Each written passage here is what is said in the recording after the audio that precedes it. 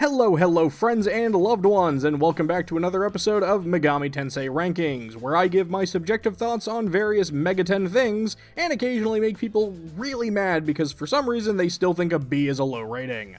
So, Persona 5 The Phantom X. At the time of recording this script, even though it just came out in English, the game has been out in China for a little over a year, and was officially announced about a year before that, not counting all the Codename X stuff, with plenty of news and reveals building up to the official release. Basically, not counting the mainline P5 characters or the guest stars from C's, the title has roughly 30 Persona users right now, and simply put, I just don't want to cover that many characters in a single video. So here's how I'm going to tackle ranking the Persona 5 The Phantom X Personas. I'm going to do it by year. So that means this first video here is going to cover every character who was announced within 2023, before the game even came out.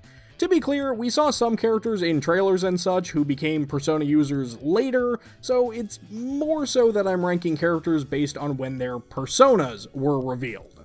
I'll cover all the 2024 personas a little later, and we'll wrap up the end of this year with all the 2025 personas. And then it'll just become a fun yearly tradition until that super depressing potential end of service announcement that we're all trying to push into the back of our minds. So, for this video, that leaves us with 12 personas to cover from 2023, which is still quite a bit higher than the average Persona party.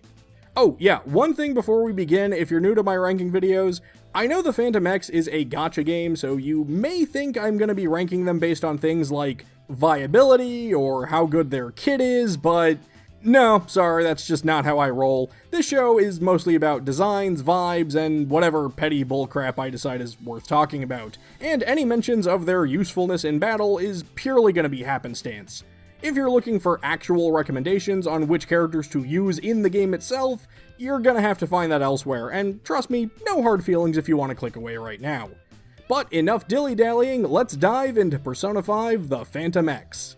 And that means I'm gonna start with our protagonist, Nagisa Wonder Kamishiro. Yes, I know because of stupid character limitations that we English speakers have to call him Kamishiro, but I'm still pronouncing it with the H anyway. And Jánošík of the... Oh, right. Arcana aren't really a thing in this game. That's gonna be hard for me to get used to. Anyway, this guy is... fine. Look, I'll admit it's not the strongest start, okay? Despite him actually being a Soejima-designed persona, he really doesn't stand out to me all that much. I'm usually extra critical of protagonist personas because I expect a little extra oomph with them, but much like I said with Vulcanus back in Persona 2, I think he's a little on the weaker side. Like, even his awakening wasn't really that interesting. The golden gun axes are pretty cool though, and for that factor, and just by the nature of him being a protagonist persona, we'll start things off with a solid B. I think that's a fair rating here. Then there's Lufel, or Cattle, which is... God, can I just say now that most of the codenames in this game are terrible? Like, yes, I know why he's called Cattle, but that doesn't make it a good codename. Anyway, his persona, Robroy, is a Scottish mech ripped straight out of SD Gundam. Now, I want to be clear, I'm not saying that's a bad thing. I actually think this type of over-the-top cartoony persona designs tend to work pretty well for the mascot characters. I actually do like the tartan plaid design on his legs, and I kinda like the paintball gun. It's not an absolute favorite of mine or anything, but I do like Lufel. I'm a fan of his design and the fact that he uses tonfas, and I do think the persona could be worse. Honestly, I think these two together, it's just going to be another B tier for me. This is fine. Next up is Monoha Closer Arai and her persona, Awilda, a Scandinavian pirate princess. Now, look, I'll admit I'm generally just team pirate for a lot of things. Back when I covered the Persona 5 Adult Confidant Alternate Universe, you may recall I gave an S tier to Anne Bonny, and Awilda, yeah, I really like the color scheme, I'm a big fan of her boots, I admire her pirate booty, but I think my favorite thing is just the black cloak transitioning into this, like, gaping shark maw that she's just standing in. It's such a cool design for me, and honestly, she's one of my favorite characters in the game. Certainly my favorite of the main story cast, so... You know what? Yeah, this is gonna be an S tier for me. I adore this. Alright, and rounding out our original cast of story characters is... whoo boy, Shun Soy Kano, and his persona, Mandrin. And as much as I could make fun of his codename being Soy, even if, yes, there's a narrative reason for it to be a bad codename, let's just focus on Mandrin, because this dude is freaking awesome.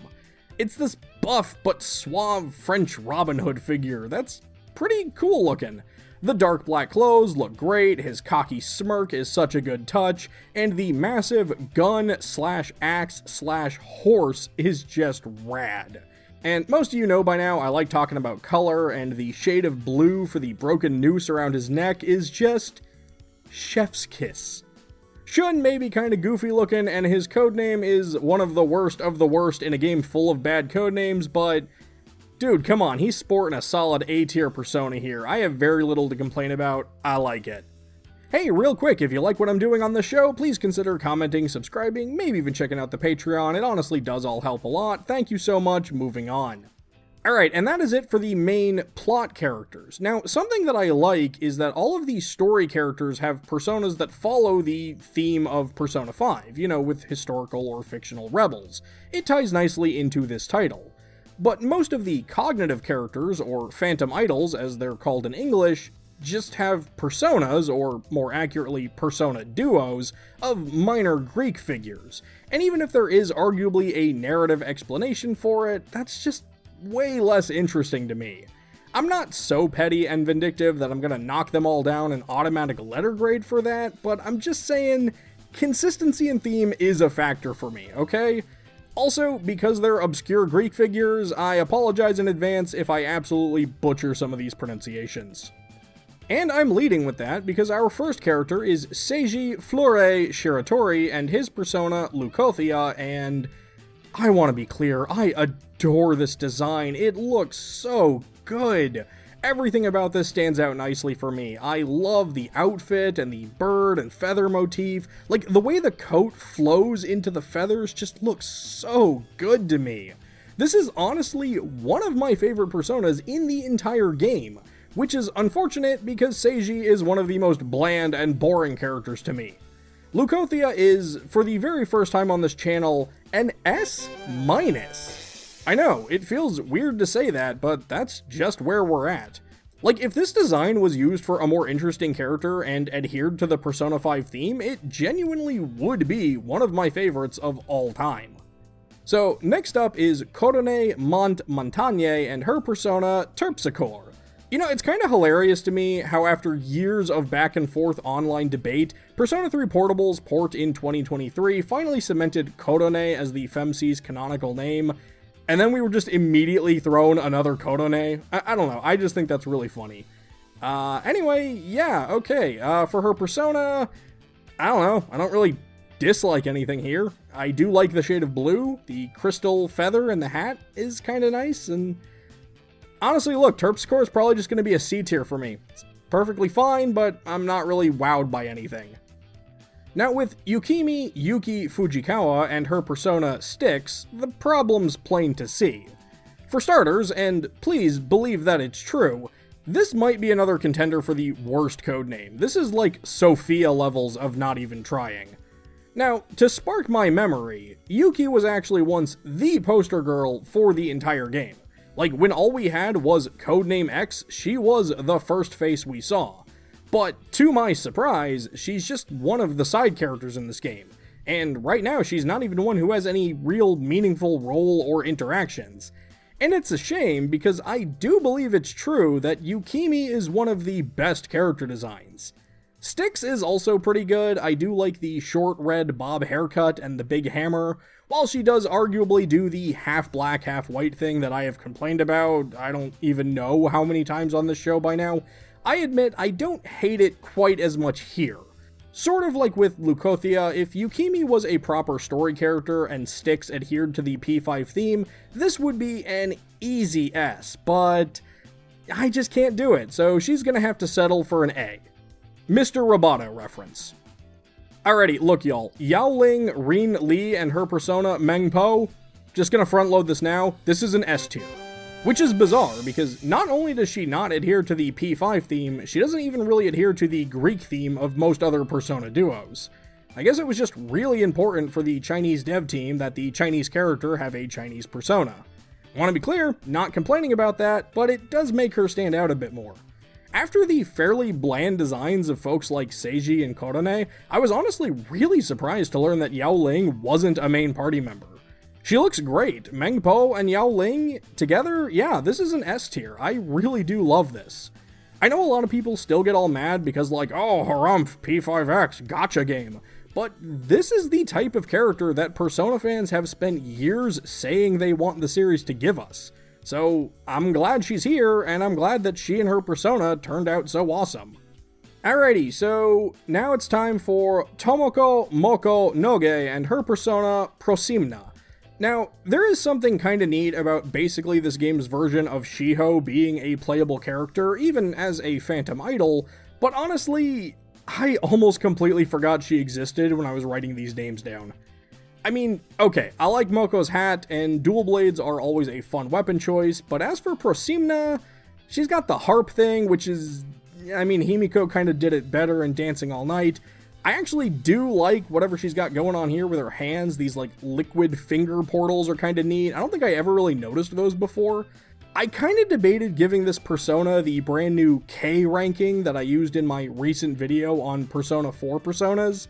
For those of you that don't know, that is for personas that ultimately fail to leave any sort of lasting impression, good or bad.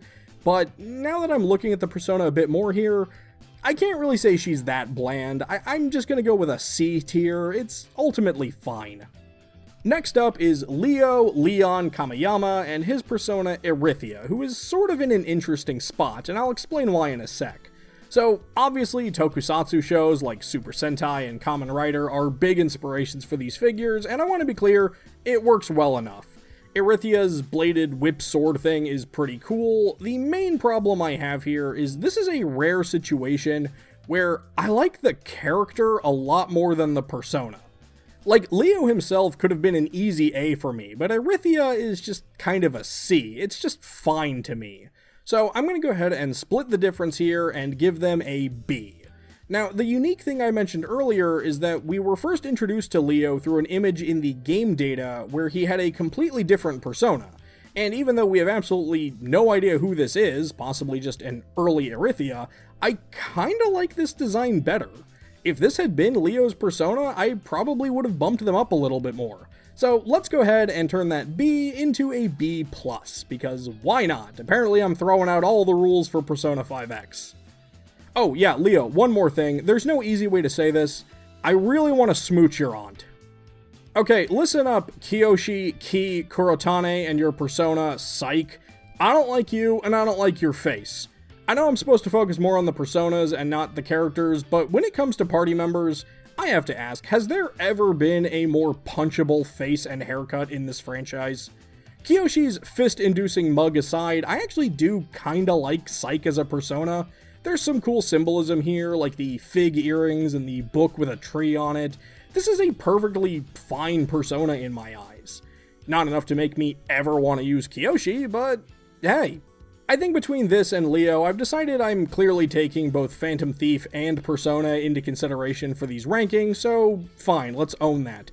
On his own, Syke is probably a solid B, while Kiyoshi is one of the most obvious Fs I've ever given out on this show, so I'm just gonna say that averages out to an F! Take that, Kiyoshi! Hahaha.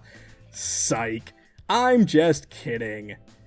But seriously, if I'm ranking y'all together, no way are you getting higher than a D. Sorry, Syke, you deserved better. I will say that Ki is apparently a really good party member if you pair him with An though, but no, sorry, still not worth it to use him. And let's go ahead and end things on a high note with Kaio Okyan Tomoyama and her persona, Cleodora. Yes, that's right, it's Leo's hot aunt that I mentioned earlier. Okay, so to explain, most of the characters in this game are essentially cognitions of how Wonder views people in his real life as Phantom Thieves. And that's why Kaio's Phantom Thief self reverts this smokin' hot housewife back to a smokin' hot early 20s model. Because Wonder saw a photo of her when she was younger and was like, I wonder what she'd look like in a mask and skin-tight bodysuit. And while look, I don't hate young Kaio, far from it, man, I wish we got to see her current self as a Phantom Thief. Not to spoil future videos too much, but some characters do come back with variants, and I would love to see Kaio get that treatment. And trust me, it ain't because she's too old. We'll be revisiting this series with a much older character soon.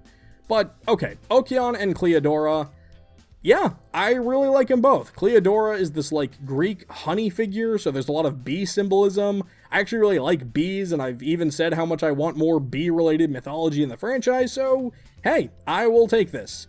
If Okeon had been her real-world self as a Phantom Thief, this would probably be an S tier for me, so for that minor markdown, and once again wishing these personas weren't just minor Greek myths, this is gonna be another A from me. I'm a big fan. Also, Kaio, there's no easy way to say this, but I really want to smooch your nephew. Stupid Persona5 the Phantom X not letting me be a homewrecker or gay. Alrighty, and those are the 12 Persona users of Persona5 the Phantom X that we met throughout the year of 2023. While I'll admit that this game has a very different feel to these personas, my aim is to rank them on their own merits. So if you're confused why a persona from this game got an A, while someone you loved from Persona 3 got a D, it's all about context, and this series is just to have some fun and talk about personas. There's no need to get worked up about my silly old opinions. With that in mind, have you been playing Persona 5 the Phantom X? Who are some of your favorite personas from it? Do you agree or disagree with my silly old opinions, or are there any characters you're especially looking forward to me talking about? Let me know all your thoughts in the comments below, and I'll be back soon with the 2024 characters. So until then, so long, and take care.